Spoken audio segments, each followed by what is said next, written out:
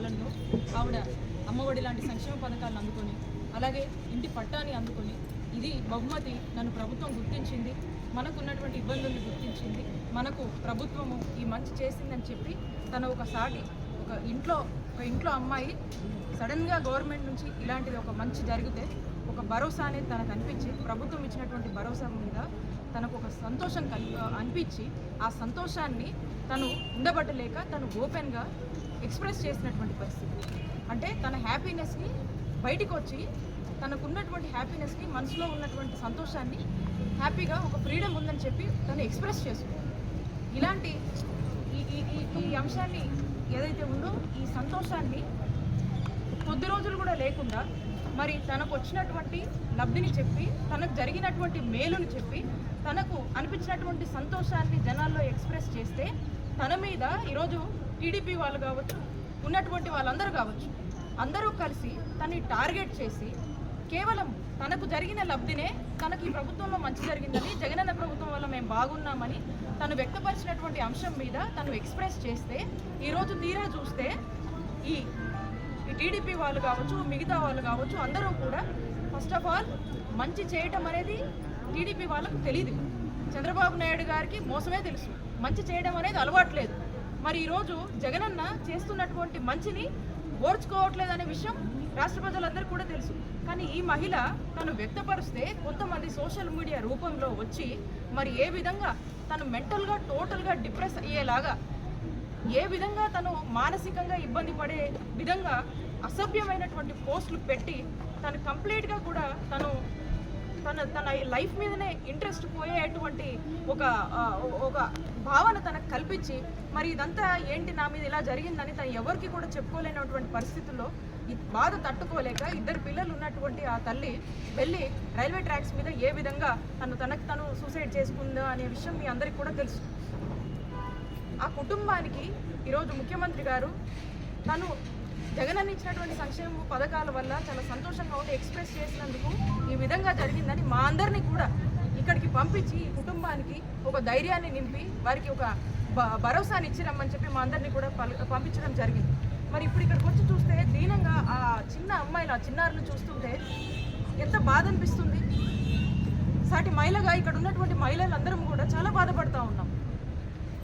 ఈరోజు ముఖ్యమంత్రి గారి పాలనలో ఉమెన్ ఎంపవర్మెంట్కి ఈరోజు అర్థం అంటే ఈరోజు జగనన్న పాలన. ఈరోజు ఉమెన్ సేఫ్టీ, ఉమెన్ సెక్యూరిటీ గురించి ఆలోచించినటువంటి ప్రభుత్వం జగనన్న ప్రభుత్వం. ఈరోజు దిశ యాప్ లాంటివన్నీ తీసుకొచ్చి ఉమెన్ని ఏ విధంగా రెస్క్యూ చేయాలనే దానికి అనేక రకాలుగా ఇనిషియేటివ్స్ తీసుకొని ఈరోజు ఉమెన్ అందరినీ కూడా భద్రంగా చూసుకున్నటువంటి ప్రభుత్వం జగనన్న ప్రభుత్వం.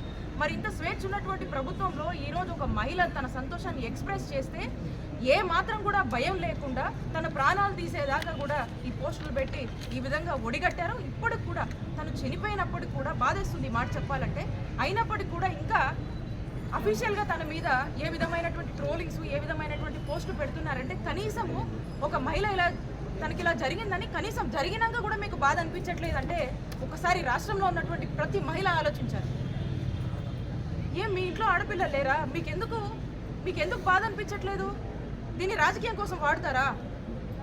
పద్ధతిగా ఏమన్నా చేయాల్సింది ఉంటే, ఏదన్నా పాలసీలు ఉంటే మాట్లాడండి, వీటిని రాజకీయం చేస్తారా? అంటే మీకు ఏమీ దొరక్క ఓటమి భయంతో ఈరోజు టీడీపీ వాళ్ళు ఇలాంటి అంశాలను కూడా, ఒక చావును కూడా శవరాజకీయాలుగా ఏ విధంగా వాడుకుంటున్నారో మరొకసారి చంద్రబాబు నాయుడు గారు, టీడీపీ వాళ్ళు ఈ విధంగా నిరూపించారు వాళ్ళ యొక్క మూర్ఖపు బుద్ధితో. చాలా బాధేస్తూ ఉంది. ప్రభుత్వము ఈ విషయం తెలుసుకున్న వెంటనే ఇక్కడ ఉన్నటువంటి ఎమ్మెల్యే గారు కావచ్చు, భార్గవ్ గారు కావచ్చు, ఉమెన్స్ కమిషన్ నుంచి పద్మ గారు కావచ్చు, మేమంతా కూడా వచ్చి ఈ కుటుంబానికి ఒక ధైర్యాన్ని ఇవ్వడానికి వచ్చాము. ప్రభుత్వం తరఫున 2 చిన్నారులు ఉన్నారు కాబట్టి వారికి ఒక ఆర్థిక సాయం ప్రభుత్వం, ముఖ్యమంత్రి గారు ఏదైతే అనౌన్స్ చేశారో దాని గురించి వాళ్ళకు చెప్దామని వచ్చాము. ప్రభుత్వము ఒక సంక్షేమాన్ని అందుకున్నటువంటి ఒక ఆడబిడ్డకు ఇలా జరిగిందని ప్రతి ఒక్కరూ కూడా ఈరోజు రాష్ట్ర వ్యాప్తంగా కూడా చూసి దీన్ని బాధపడుతున్నటువంటి పరిస్థితి. మరి వాళ్ళకి ఎందుకు జాలి కలగట్లేదో అర్థం కావట్లేదు. వాళ్ళ ఇంట్లో ఆడపిల్లలు లేరా? వాళ్ళకి ఇలాంటి జాలి ఇలాంటివి ఏమీ ఉండవా? ఇక ఖచ్చితంగా లేనంటే అనిపిస్తూ ఉంది. ఎందుకంటే ఈ ఎపిసోడ్ చూసి ఇప్పటికీ మన మధ్య లేనటువంటి వ్యక్తి మీద ఇంకా కూడా చేస్తున్నారంటే ఎంత దారుణంగా వాళ్ళ బిహేవియర్ ఉందని, ఎంత మూర్ఖంగా వాళ్ళు ఆలోచిస్తున్నారనేది మనకు స్పష్టంగా అర్థమవుతుంది. కాబట్టి దీనికి సంబంధించి ఎవరైతే దీంట్లో ఈ ట్రోలింగ్స్ కావచ్చు, ఈ సోషల్ మీడియాలో ఈ విధమైనటువంటి వాటికి పాల్పడ్డారో వాళ్ళందరినీ ఇప్పటికీ కూడా ఆ పోలీస్ యంత్రాంగం దీని గురించి పనిచేస్తూ ఉంది. కొంతమందిని ట్రేస్ అవుట్ చేశారు. ఖచ్చితంగా వీళ్ళ మీద కఠిన చర్యలు ఉంటాయి, కఠిన చర్యలు తీసుకుంటాము. ముందు ముందు కూడా ఇట్లాంటి వాటికి ఎవరైనా డేర్ చేస్తే మాత్రం ఖచ్చితంగా వాళ్ళందరికీ కూడా వార్నింగ్ ఇస్తూ ఉన్నాము. ఇలాంటివి కనుక ఎవరైనా రిపీట్ చేస్తే ఖచ్చితంగా ఇక మీకు కౌంట్ డౌన్ మొదలైనట్టే. మీకు తగిన గుణపాఠం ఖచ్చితంగా పోలీసులు చెప్తారు.